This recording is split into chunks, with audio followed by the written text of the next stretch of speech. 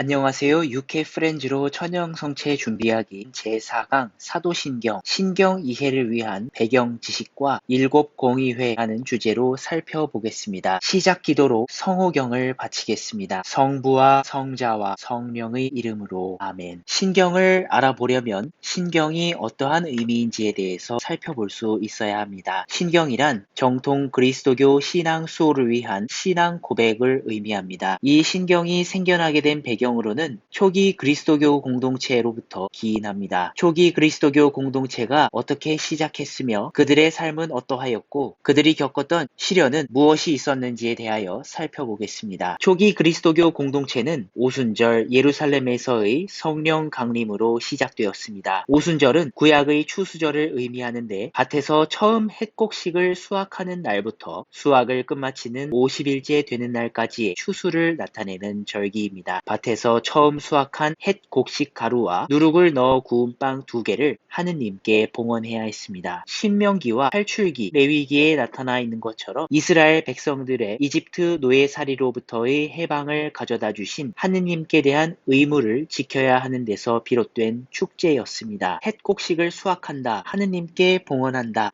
라고 하는 오순절 수확과 성령의 첫 열매의 수확이 연결되었습니다. 사도행전 2장 1절에서 4절은 성령을 불꽃 모양의 혀들로 표현하며 성령께서 은총을 내려주시는 내용을 담고 있습니다. 베드로 사도의 오순절 설교를 통해 3,000명이 개종을 하여 그리스도교에 입교하게 되었고 그 신앙은 복음 말씀에서 비롯됩니다. 마테오복음 28장 19절을 보면 모든 민족들을 제자로 삼아 아버지와 아들과 성령의 이름으로 세례를 주고 내가 너희에게 명령한 것을 가르쳐 지키게 하여라고 분부하십니다. 바오로 사도는 갈라디아서 3장 28절에서 그리스도 예수님 안에서 하나가 되는 것이 바로 그리스도교 공동체임을 말하고 있습니다. 모든 인간은 창세기 1장 27절의 말씀처럼 하느님의 모상으로 남자와 여자로 창조된 인간이기 때문이라는 점에서 기인합니다. 마테오복음 19장 3절에서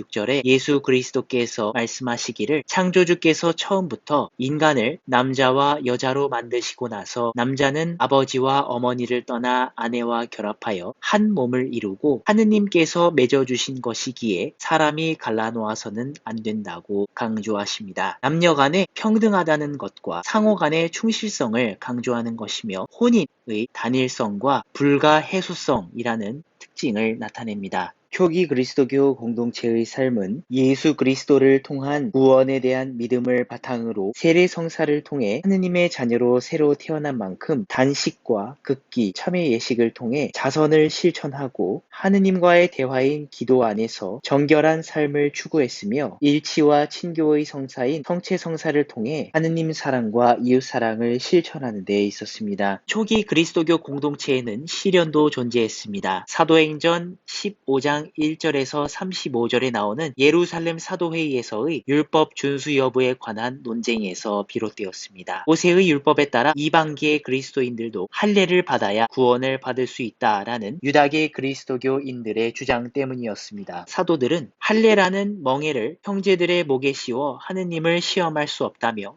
하느님께서 성령을 내려주셨고 주 예수님의 은총으로 구원을 받는다고 믿는다는 점을 다시금 강조합니다. 다만 윤리의식을 강조하는 것으로 그 타협점을 찾게 되었습니다. 그리스도교 공동체의 믿음의 근간을 뒤흔드는 이단 운동도 존재했습니다. 깨달음을 통한 구원과 악마에 의해서 세상이 창조되었다고 하는 영지주의와 구약의 하느님은 율법과 전쟁, 유다인만을 챙기는 하느님이고 신약의 예수 그리스도만이 보편적이라는 즉 성경을 자신의 뜻대로 해석하는 마르키온주의가 문제가 되었었습니다. 게다가 정통 삼위일체 교리에 관한 기적의 무논리가 탄생하였습니다. 단일 신론을 주장하는 양태설이라는 것이 있습니다. 한 분이신 같은 분이시지만 각 상황에 따라 여러 양태로 나타난다는 것입니다. 그래서 성부와 성자와 성령을 구분할 수 없고 각각 존재할 수 없다는 주장이며 성부께서 대신 십자가에서 돌아가신 것이라는 주장 주장이었습니다. 앞서 살펴보았던 영지주의는 이 세상을 악마의 창조물이자 부산물로 보았고, 신의 피조물인 영혼은 악마의 창조물인 이 세상에 갇혀 있다고 부정적으로 표현했습니다. 가현설이라고 하는 것은 그리스도는 완전한 신이며 인간이 아니라는 주장입니다. 잠시 인간의 몸을 빌렸을 뿐이고 십자가에서 돌아가신 것은 인간 예수님에 불과했다는 주장입니다. 그들의 근거는 악마의 창조물이자 부산물인 육화되는 것이 신적 기원을 가진 말씀이신 그리스도 예수님에겐 불가능하다는 이유에서였습니다. 정통 그리스도교 신앙을 뒤흔드는 사조들에 맞서 신경이 생겨나게 되는 과정에 개최되었던 7가지의 보편 공의회를 살펴보겠습니다. 발단은 성부 하느님과 성자 예수 그리스도 그리고 성령의 관계에 대한 수많은 논쟁과 주장이 생겨났고, 이로 인해 분열과 국가에서도 내분이 발생할 위기에 놓이게 되었습니다. 정통 그리스도교 삼위일체 신앙을 수호하고 분열을 막고자 공의회가 열리게 되었습니다. 또한 공의회의 결정으로 신앙 고백문인 신경이 만들어지게 되었습니다. 신경의 표현에 대한 이견을 주장할 때마다 단죄하고 정통 교리를 재확인하는 과정을 거쳤습니다. 최근에 열렸던 공의회는 제2차 바티칸 공의회였습니다. 교회의 쇄신과 시대의 흐름에 맞게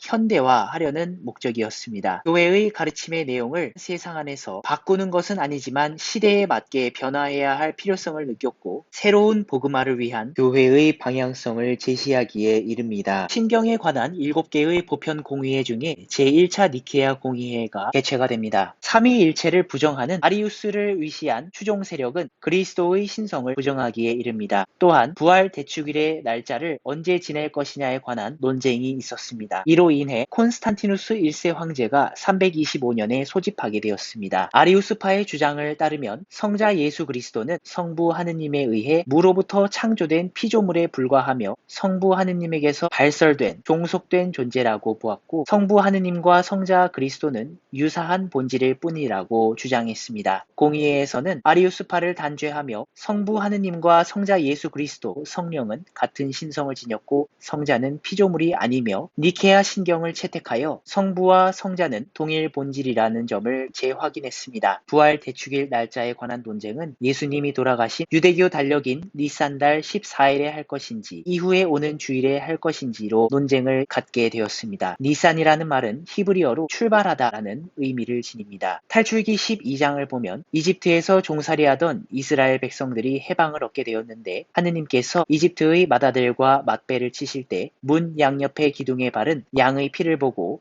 죽음을 면하게 된 사건을 기념하는 것이었습니다. 낮과 밤이 같아지는 시기가 지나고 첫 보름이 되는 날, 신비스러운 현상으로 여기고 한 해의 첫 달로 삼아 농사의 파종을 하였던 것입니다. 유다인들은 태음력을 달력의 기초로 삼았기 때문에 이 시기에 차이가 생겼습니다. 동방교회에서는 유다인들처럼 니산달 14일로 고정할 것을 주장하였습니다. 서방교회는 반면에 니산달 14일이 지난 만월을 첫 주일로 지내자고 하였고, 그래서 공의회의 결정으로는 부활 대축일 날짜는 춘분 이후 보름 다음에 처음 오는 주일로 정하기로 하였고, 오늘날 그레고리력 기준으로 3월 23일에서 4월 25일 사이가 되었습니다. 제1차 니케아 공의회 이후 성자의 신성을 둘러싼 논란이 있었습니다. 테오도시우스 1세 황제는 381년에 공의회를 소집하기에 이릅니다. 아폴리나리우스라는 사람이 등장합니다. 그리스도의 인성을 부정하는데 예수 그리스도는 하느님이시나 인간의 껍데기만 가지고 계시다고 보았습니다. 그리고 마케도니우스라는 사람을 추종하는 사람들은 성령이 피조물이라는 주장을 하기에 이릅니다. 그래서 공의회는 니케아 신경을 보완하는 니케아 콘스탄티노폴리스 신경을 작성합니다. 성령으로 동정 마리아께 육신을 취하시고 라는 표현은 그리스도의 인성을 부정하는 아폴리나리우스를 반박하는 표현이며, 성부와 성자 마리아의 관계 안에서 그리스도의 육화 신비가 언급됩니다. 육화는 성령과 마리아에 의한 것이라는 점이 부각이 되었습니다. 삼위일체 안에는 세 위격과 한 본성이 있음을 설명하였습니다. 그런데 성령은 성부와 성자에게서 발하시고 라는 표현은 동방교회와 서방교회 간의 분열의 씨앗을 제공하게 되었습니다. 아폴리나리우스를 단죄하게 되면서 마케도니우스 추종자들을 단죄하기에 이릅니다. 그 다음 공의회는 에페소 공의회였습니다. 안티오키아 학파는 글자 그대로 성경과 교리를 자의적으로 해석하였고, 알렉산드리아 학파는 비유적 표현의 성경과 교리 해석을 하였고 대립이 있었습니다. 그래서 테오도시우스 2세 황제는 431년에 공의회를 소집하기에 이릅니다. 공의회에서는 먼저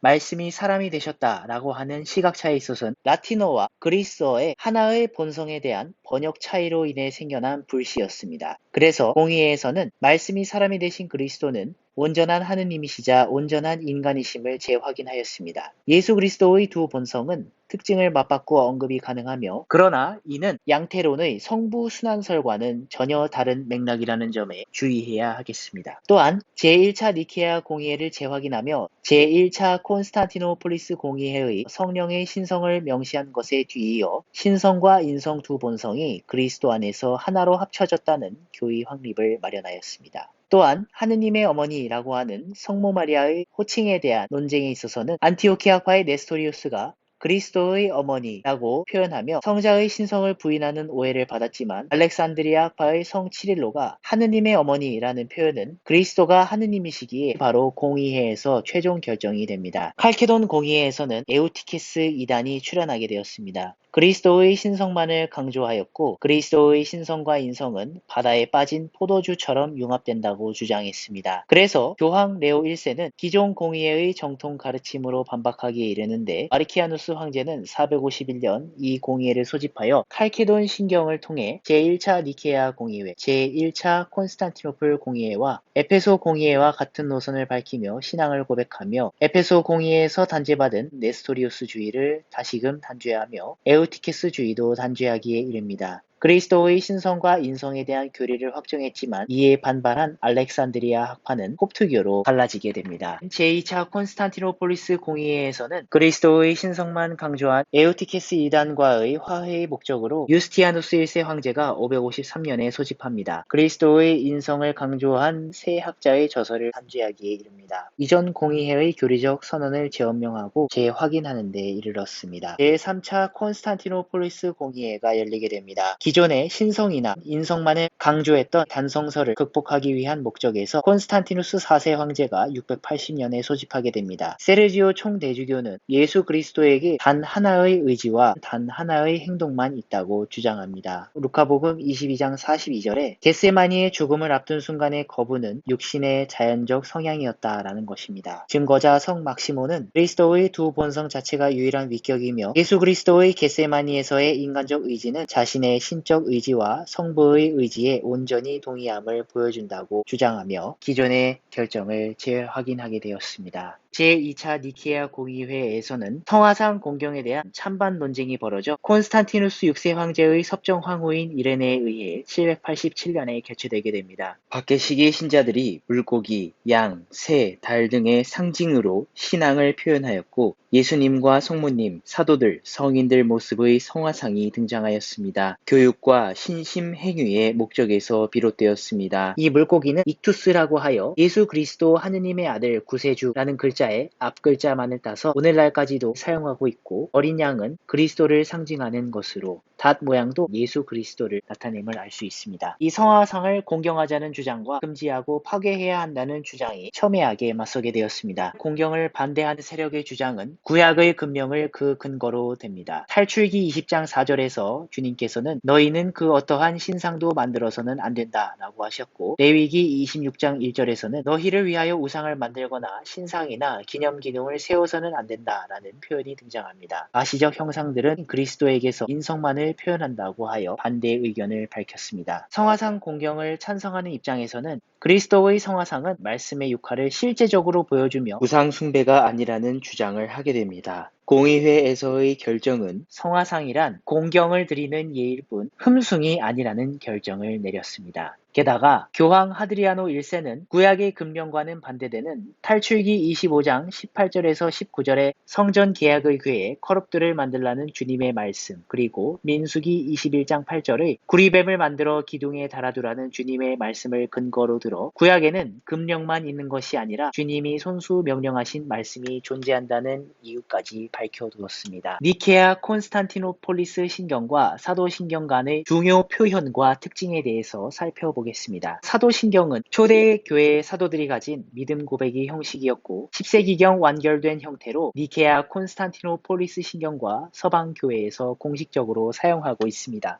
마테오복음 28장 19절이 나타내는 삼위일체 하느님과 마테오복음 16장 16절의 베드로 사도의 예수 그리스도께 대한 신앙 고백을 나타냅니다. 니케아 콘스탄티노폴리스 신경을 살펴보면 두 가지 표현에 주목할 수 있습니다. 첫 번째는 성령께서는 성부와 성자에게서 발하시고 라는 표현입니다. 이것이 1054년 서방과 동방교회가 분열된 원인이 되었습니다. 성령은 성부와 성자에게서 발하신다는 로마 가톨릭 서방교회와는 달리 성령은 성부에게서 발하신다는 동방교회와의 차이 때문입니다. 신경의 그리스어에서 라틴어로 번역되는 과정에서 589년에 스페인의 제3차 톨레도 공의회에서 처음으로 성자에게서 발하시고 라는 표현이 추가되면서 비롯되었습니다. 그런데 동방교회에서는 신경에 대한 임의적인 수정이 없는 글자 그대로의 보존만을 주장하였습니다. 서방교회에서는 교회 역사 안에서 신경의 수정 사례가 존재한다는 점을 들어 동방교회의 주장을 수용하게 된다면 431년 에페소 공의회의 기준을 엄격히 적용해야 하는데, 그렇게 된다면 451년 칼케돈 공의회의 니케아 콘스탄티노폴리스 신경 수용이 무효가 된다는 점을 들어 성령은 성부와 성자에게서 발하신다는 표현이 맞다는 점을 주장합니다. 신학적으로 합당한지의 여부를 판단하기보다는 신경의 수정 그 자체의 여부에만 집중한 결과라고 분석을 할 수가 있겠습니다. 또 다른 표현으로는 하나이고 거룩하고 보편되며 사도로부터 이어오는 교회를 믿나이다 라는